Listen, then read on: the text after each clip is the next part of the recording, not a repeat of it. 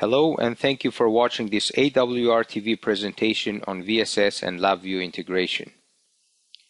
This presentation will show how to bring together the capabilities of VSS and LabVIEW in a co-simulation environment. Visual System Simulator is an end-to-end system design solution that helps create the best possible system architecture, optimize each of its components, and reduce cost by eliminating rework and avoiding overspecification of components. LabVIEW is a graphical programming environment used for developing sophisticated measurement, test, and control systems, offering integration with thousands of hardware devices and hundreds of built-in libraries for advanced analysis and data visualization. The current integration is implemented via the LabVIEW module in VSS. The simulation is driven by VSS, and the LabVIEW block allows the user to execute a virtual instrument, or VI, created in LabVIEW 2011 or later from within the VSS time domain simulations. The user can pass data samples, parameter values, and propagated properties to the VI and retrieve data samples and propagated properties from the VI. The LabVIEW block allows user-defined mapping of VSS nodes and parameters to the VI input and output ports. The user can place multiple LabVIEW blocks on a system diagram with multiple VIs executing at the same time. VIs executed by the LabVIEW block are essentially sub-VIs with the VSS system diagram similar in function to an outer loop in a top-level VI. As mentioned, the simulation flow is controlled by VSS. Furthermore, VSS provides a large number of standard and custom signal sources, signal processing capabilities, hardware component modeling, either RF or digital, and a wide variety of measurements. The LabVIEW block allows the user to execute a national instrument LabVIEW VI from within the VSS time domain simulations. This would be beneficial for interfacing with national instruments hardware, for signal generation and signal processing via VIs that have already been developed in LabVIEW or are available through the LabVIEW specialized toolkits, and for taking advantage of the wide selection of LabVIEW measurements. This slide shows a few examples of the processing flow implemented through the VSS LabVIEW integration.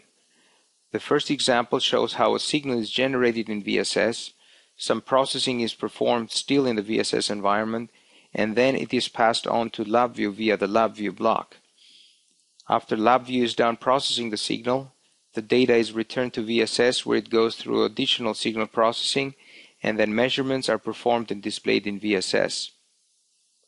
The second example shows how a signal is generated in LabVIEW using the LabVIEW VI.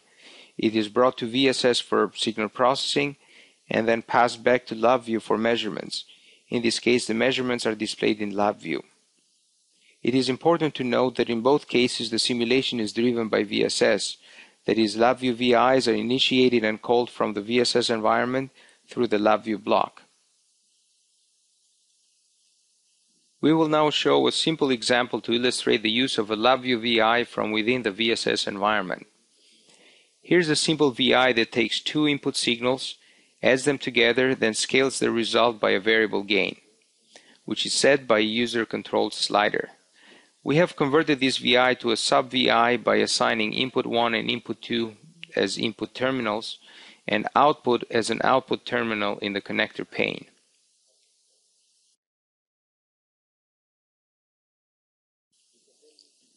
We can then use this VI in a VSS system diagram. To do this, we will use a LabVIEW block and configure it to point to the desired VI, and then add the input and output nodes that will interface with the VI.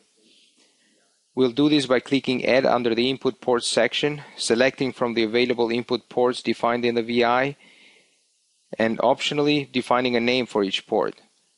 We'll similarly add the output port, but in this case we also need to define how the property propagation is handled. For this example, we can safely choose to use the propagated properties from one of the input ports.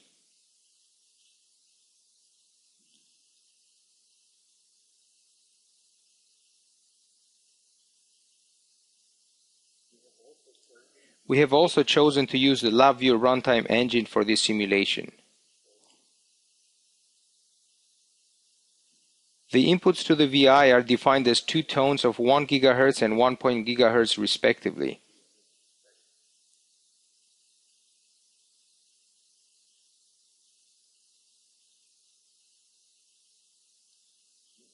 We can now run the simulation and see the two input signals and the corresponding output. We can change the output gain by using the slider in the LabVIEW window that is automatically opened during simulation, and the results will display immediately on the VSS graph.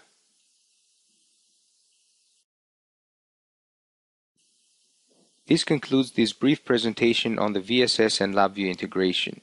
If you'd like to find out more, or to get a demo license to try out the VSS LabVIEW integration, please contact your local office. Or you can browse the AWR website for data sheets or application notes. Thank you very much for your time.